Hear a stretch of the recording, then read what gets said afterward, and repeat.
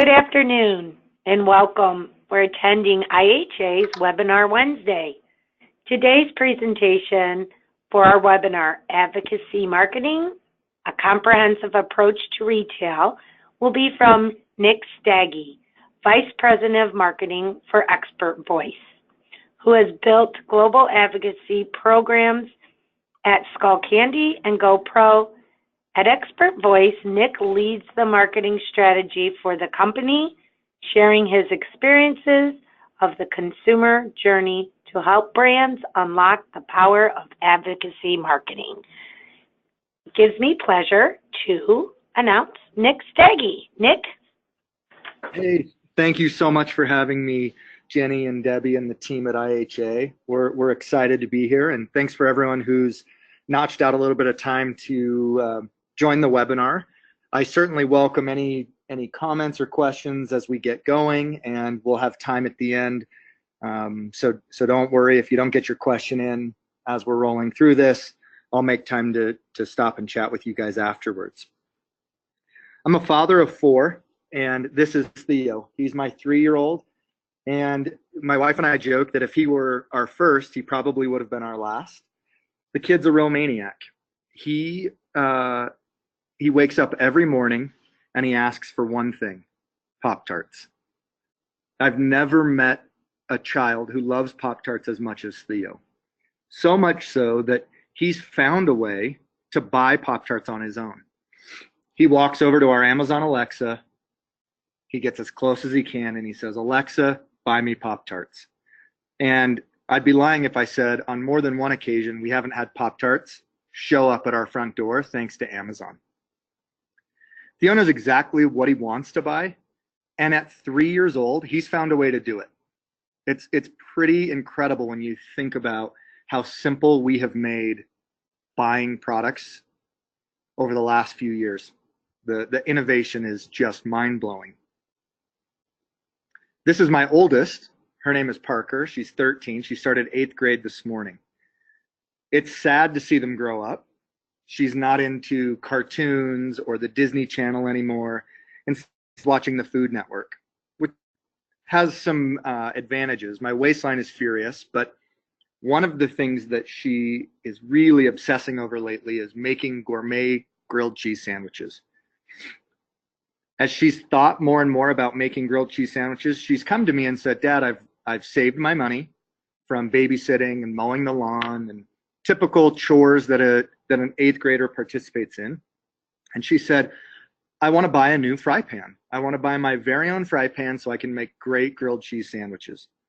So we started the search like most people do, and we Googled it. And we just started looking at cookware. Well, she was shocked when 42 million results came up. And I'm not great at math, but if we spent 30 seconds exploring every option, Parker would be 53, knew which fry pan was right for her. Parker, like so many of us, we have too many options, really endless options, and we're not sure what to buy. It creates a pretty frustrating dynamic as a shopper, and it's something that has changed the way that we shop from years ago.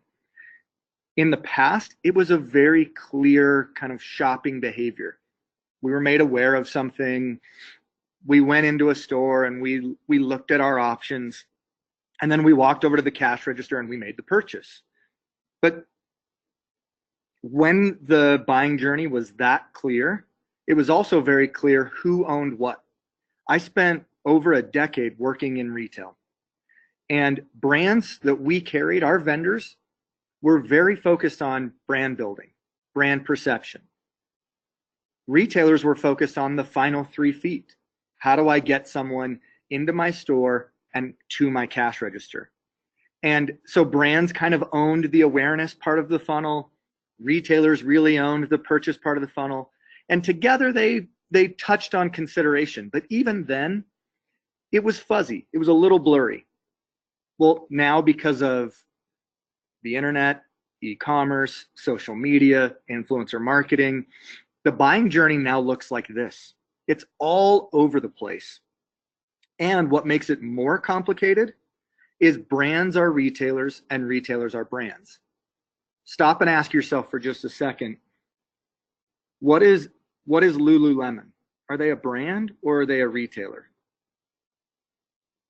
What about Vans? What about Lush? What about REI?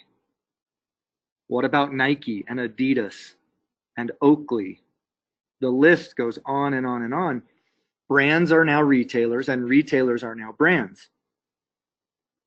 Well, what's happened is because brands and retailers are one and the same, they're trying to address the entire funnel. They're trying to address the entire path that a customer goes down. But that's tough. That's tough because no customer follows the same journey. In fact, the journey I might take to help Parker buy a fry pan is very different than the journey I would take for myself to buy a new pair of shoes. So marketers have started to focus on the things that they can control. And what's happened is it's created this dynamic where we've almost completely forgotten about the other pieces that are very important. And we'll get into those. One of the things that they can control is awareness. And we've created an awareness overload, much like Parker and her 42 million options for a new fry pan. In fact, last year, it's estimated that over $420 billion was spent on top of the funnel awareness, brand building type marketing tactics. And what has it gotten us? It's got us one of 42 million options, or it's gotten us into conversations with companies like Snapchat. Snapchat is posting the skip ad button 1 second into your video. And marketers are coming back saying, hey, Snapchat, this isn't right. We need more than 1 second. Can you give us 3 seconds? Snapchat's responded by saying, no, our users will revolt if we put an ad in front of them for 3 seconds. We're going to keep it at 1 second. We're spending $420 billion and we're arguing over a 2-second ad to a 1 second ad. If that's not enough, we also are overrun with brick and mortar retail. You hear a lot of talk about the retail apocalypse and retail is dying. I, for one, just don't subscribe to that at all, and I don't think that you should either. The truth is, we've just become overpopulated with retail. In fact, the United States has 31 retail square feet per capita compared to the world average of 4. We're 7.5 times more than the rest of the world. And there's some really great retail out there, but there's a lot of bad retail, and those bad retailers are dying. Really, that's just another example of an awareness overload. And if you skip to the bottom of the funnel, we're innovating the point of sale at just an enormous pace. You look at websites and the work that we've done to simplify the buying process, to make it a one button experience to buy. We're using things like Adobe Analytics and Hotjar and Full Story, and the list goes on to understand exactly how we can simplify the buying process. And we've now made it so a 3-year-old can do that. It's that simple. And it's not just happening online. We're simplifying the checkout process in brick and mortar. This is Amazon's new retail concept, Amazon Go. You walk in, you scan your little badge, you shop, you put everything in your cart, in your basket, and you walk out. You never have to interact with a cashier. You don't have to go through a self-checkout. It just knows what you bought and it charges you for it. The reality is, though, consumers are still left with this serious question. They're wondering, what should I buy? I have so many options and I have so many ways to make the purchase, but I'm just not sure what to buy. customers are checking 10.4 sources before making a considered purchase. 10.4. Part of that is because there's so many resources available, but part of it is because they don't know who to trust. They don't know which source is telling them the truth or which source is just being paid to say, my product is the best. We know that only 4% of consumers believe that advertisers market with integrity and with honesty. They don't believe the things that we're telling them. Well, the way that marketers have started to address this is they've started to lean on influencers. But I think we need to call a spade a spade. And influencers today are really not a lot more than just a media channel. I'm not telling you that influencers are a bad marketing tactic. I'm not telling you that you shouldn't be using influencers. But I would ask you to think about, what are influencers doing to support your business? Are they driving awareness? Are they supporting your customers in their active evaluation? Or are they simplifying the purchase behavior? Really, I would argue that they're driving awareness. A little bit of history into how influencers started and why I'm so convinced that they are top of the funnel drivers rather than true influencers on what to buy. Facebook launched in 2004 and started quickly and grew rapidly. So much so that 6 years later, Instagram launched knowing that it could build a massive audience, knowing that social media had its place. And 2 years later, Snapchat launched. Well, by 2015, Instagram had 400 million monthly active users, and Snapchat had nearly 100 million daily. But Snapchat and Instagram did something very different from Facebook. And I'm surprised when I ask people, most people will say, well, sure, Instagram was all about pictures. It wasn't about written text. And yes, that's true, but that's not the main difference, especially when marketers were looking at how we could use it. The difference was, until late 2015, both Instagram and Snapchat told advertisers, you're not allowed to advertise on our platform. We're not selling media.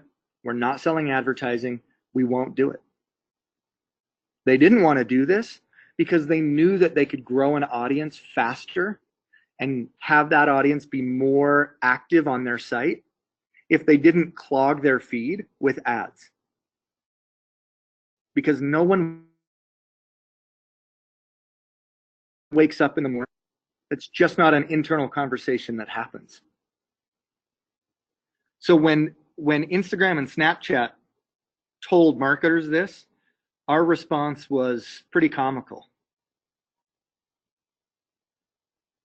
There's no way we're gonna look at an audience of 400 million monthly active users and not get our message in front of them. What did we do? We found influencers. We found people on Instagram. We found people on Snapchat that we could advertise through. These are two friends of mine. Becky Little, her and her husband own a tea shop. Much of their life revolves around eating healthy, making great food, throwing parties. They're very influential. In fact, Becky is the person that Parker and I talked to about what fry pan to buy. Kelly Cahoon is a professional chef that ended up becoming a stay-at-home mom. And both of them have posted about 300 times. It's all food related. Both of them have great content. But as an advertiser, it's very clear who I want to work with if I'm trying to get in front of the masses. It's Kelly. Kelly has 60,000 followers compared to Becky's 300. So we are choosing influencers based on their reach, not necessarily based on their knowledge, their experience, or even their passion in some situations. The primary motivator for marketers to work with influencers is reach. But reach does not equal influence. These two things are not exclusively tied to one another. Let me give you a couple of examples where people with large reach didn't truly have influence. This is Scott, who's connected with the Kardashians. Hundreds of thousands of followers. And he shares this post with a caption. Here you go. At 4 p.m., write the below. Caption, keeping up with the summer workout routine with my morning. He's just copying and pasting what this brand is telling him to post. This is not him actually using the product, making a recommendation about the product, telling you the benefits of the product. This is Scott being a channel. He is a media channel and he's driving awareness. How about Naomi Campbell? She does the same thing for Adidas. So nice to see you in good spirits. Could you put something like this? And then they give her the caption. One of my favorites, because I'm a basketball junkie. Markelle Fultz was the #1 draft pick 2 years ago. And he copies and pastes, I'm excited to head to parentheses city and join the team name. He can't even say that he's going to the Philadelphia 76ers and he's got their hat on. A giant fail. But all influencer marketing is not so obviously blatantly wrong. This is Kendall Jenner. The image is great. The caption is great. But what's wrong with this? Kendall Jenner was hyping the Fry Festival, arguably the biggest flop event in the history of events. People went there and there was nowhere to go to the bathroom. There was nowhere to sleep. There was no water. It was an absolutely devastating event. We have one of the New Jersey Housewives. Same thing, posting an entire email thread as her caption. And my all-time favorite, if you get this one, wow. You know it's bad if you're falling victim to Oprah. Gotta say, I love that surface. Tweeted from my iPad. These influencers are driving awareness. They're putting a blurb in front of a large audience for a moment, and people are scrolling right past it. It works. It drives awareness. It reaches a large audience. But consumers are still left with this question: what should I buy? And who in the world should I lean on? They're turning to people that they already know. They're turning to people that they trust because they know those people will give them valued, trusted recommendations that are centered around the user, not around the giver. And that is a drastic difference. The motive completely changes the dynamic. It completely changes the value of the recommendation. So as marketers and as we're thinking about how do we approach retail, the question is, how do we help customers decide what to buy? How do we help surface and scale trusted recommendations? And I would argue that many, many brands are not doing this because it's hard to do. And as hard as it is to do, it's hard to evaluate the success and the touch points. But we cannot be stuck to vanity metrics. We cannot hold ourselves back from doing things that actually support the buying journey and help customers buy with confidence. Because really, confidence is the output of trust. My advice, my recommendation is to do 3 things. Number 1, it's to find the people that your consumers are already turning to for advice on what to buy. Find those people. I would argue that everyone on this webinar has listed their target audience. They know their demographics, their psychographics, where they live, where they can find them on social media. The question is, who do those people turn to for advice? Have we really thought about identifying those people or defining who those people are? Well, I think that you can find these people in a couple of different ways. One, you can turn to people like Stosh. I look to Stosh for advice on all snowboard and ski related gear. He works at a local snowboard shop. And over the years, I've learned to trust Stosh. He works at this snowboard shop because he is passionate about the sport. He stays crazy up to date on everything that's coming out. And he's not afraid to tell me, Nick, based on the kind of rider you are or the type of things you're looking to do, this is the product I would recommend for you, even though I don't use it. I'm a different kind of snowboarder. I have different expectations. I'm willing to spend a different amount of money on my product. Stosh is looking out for me. He's not making that recommendation because the brand is paying him to make that recommendation. He's making that recommendation because he knows that's the right thing for me.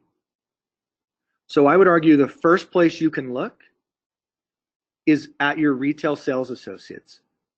Who are the people that are already standing in front of your product, waiting to help customers? Find those people. You have people like Jordan. Jordan is an amateur athlete. He's what I would call an industry professional. He competes in triathlons. He competes in Ironmans. He runs marathons. The guy is, he's pretty impressive. He even coaches a team of young kids the proper way to run. He's someone that when I need advice on a pair of shoes, pair of running shoes, or a new bike, or a new tri-kit, he's the guy I go to. Not because he works in retail. Jordan actually sells software as a service for a full-time job. But I turn to Jordan because he is so passionate about the category and the things that he does, and he has real experience. He understands the value in having a shoe that works when he's running a marathon and the needs of having a shoe that works when he's running 2 or 3 miles. I know that I can count on Jordan to give me advice that works for me. So the second place I would look, who are the professionals within your space? Who are the people that have made a career or have spent their entire every free moment engaging in that activity? And then you have people like John. John's a neighbor, but he's a guy who is a die-hard Santa Cruz mountain bike fan. Find the people that are already buying your product, that are coming back time and time again, and don't share a post-purchase funnel marketing tactic that's all geared around coming back and buying more product. But find those people and interact with them in meaningful ways. So the first challenge I would give you is find the people your consumers are turning to for advice. Number 2, I would challenge you to empower those people to share more and better recommendations around what to buy. This means you create a one-on-one relationship. Steve Knox, who is a consultant for the Boston Consulting Group, he talks a lot about finding and interacting with the top 2% to influence what the 98% of your consumers will do. Once you've found these 2%, it's not enough just to say, I know Stosh, I know Jordan, or I know John. You have to actually interact with these people in a one-on-one capacity. A great example of this is Vortex. They are a scope brand. They sell into all of your major outdoor sporting goods, shooting sports retailers. They found Dylan Isabel, who is an assistant manager at Academy Sports in Texas. They recognized that Dylan was buying a lot of their product. He was making a lot of recommendations on the sales floor. So they invited Dylan to come to one of their trade shows and work the booth with them. They took him to dinner. They bought him his flight and his hotel room. They hung out with him. They educated him. Later, they brought him back to their corporate office where he was able to make a custom scope. He worked with their product and development team to make that scope. When you talk to Dylan about Vortex, it's clear that his relationship with them is not transactional. He's moved to an obsessive type love of the brand and loyalist. He is an advocate. What makes Dylan so special is he still recommends other brands, but he knows to recommend Vortex, to recommend Vortex's beginner product versus their more advanced products. And he helps customers land on the product that's right for them. But make no mistake about it, Dylan loves Vortex, and Vortex is finding many people like Dylan to go spread the wealth, build their brand. If you haven't heard of the brand, you check them out. In recent years, they've gone from a few $1 million in annual sales to a few $100 million in revenue. And actually, their director of marketing will tell you the focus has been finding and engaging the top 2%. Black Diamond is a company that has done this extremely well. Known to be a leader in the outdoor space. They have a wide variety of apparel.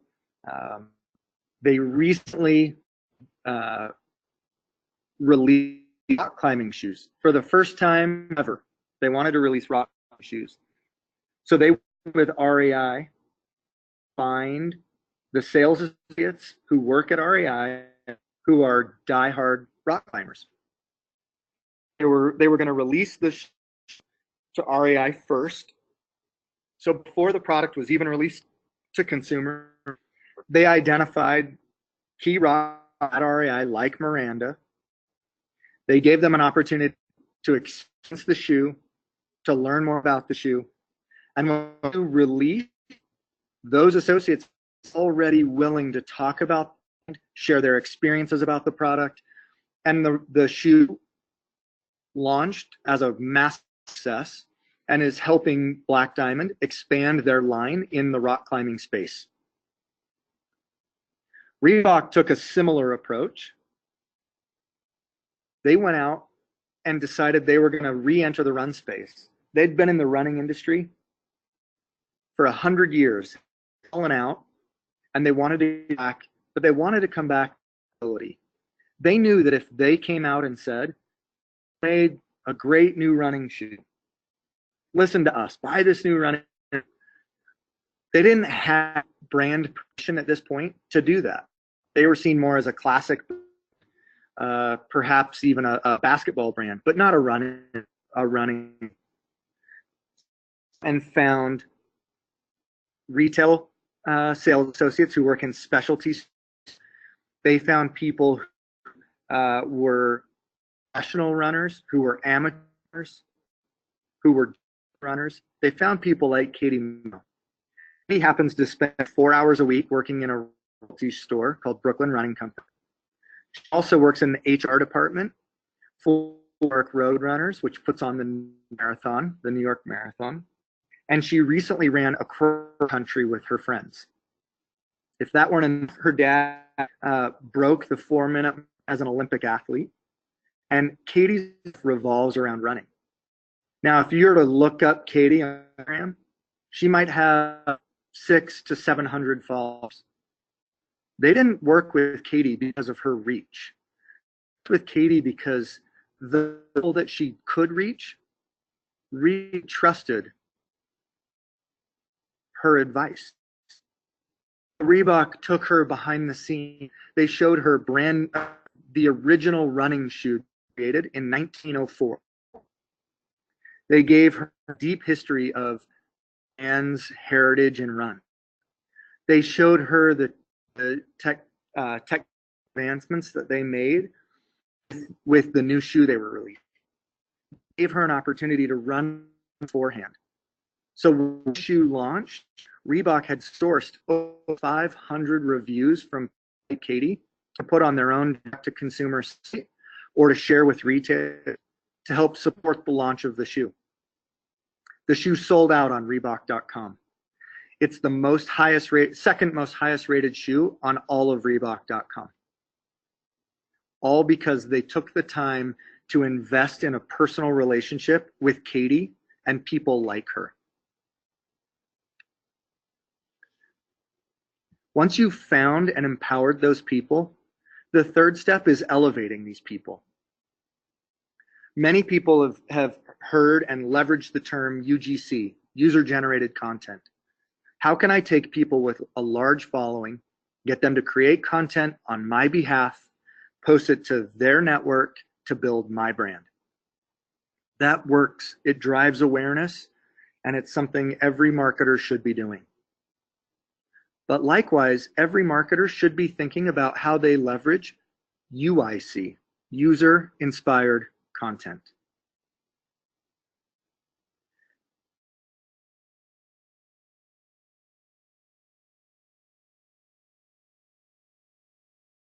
They took Katie Michno with a small social following ads using Katie and her story, and they shared it to their network. They took a very real, aspirational, and inspiring story, and they didn't ask Katie to tell the story. They told it for her. That builds incredible loyalty among Katie, and it also builds authenticity and trust for Reebok. And when I worked at GoPro, I think we did this better than almost anyone on the planet. Many years ago, a dad sent this video in to Nick Woodman, our CEO. Nick Woodman reached back out to this dad and asked if we could use it as their Super Bowl commercial. It doesn't matter how many followers this dad has. It doesn't even matter if this video is crazy high quality. We used this video to help showcase that we're more than an action sports brand, that you can capture everyday life, and we put it on the biggest stage we possibly could find. So enjoy this 30-second clip.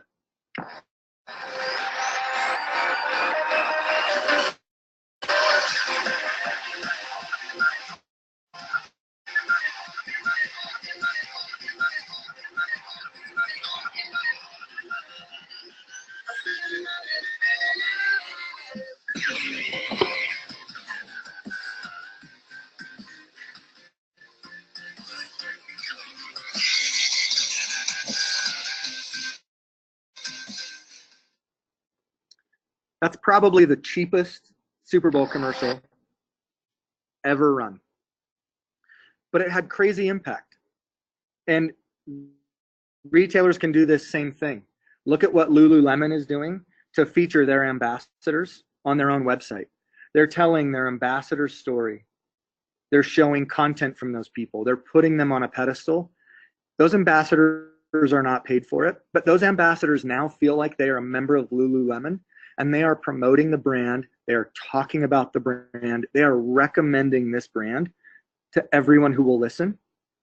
And because Lululemon found the right people, these individuals are trusted. So what does all of this mean? It boils down to one simple statement. If you can help your consumers decide what to buy, you will sell more product. Period. Consumers are still shopping in retail. Consumers are still looking for advice from retail sales associates. We must double down our efforts to engage and educate sales associates so they're confident in making recommendations that work for your consumers. When you do that, you create a relationship of trust, and that creates confident consumers.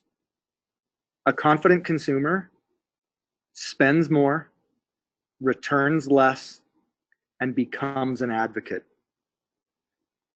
My shameless plug for Expert Voice, this is what we help brands do. This is what we help retailers do. Thank you for your time. Thank you for listening. I'm open to any questions you guys might have.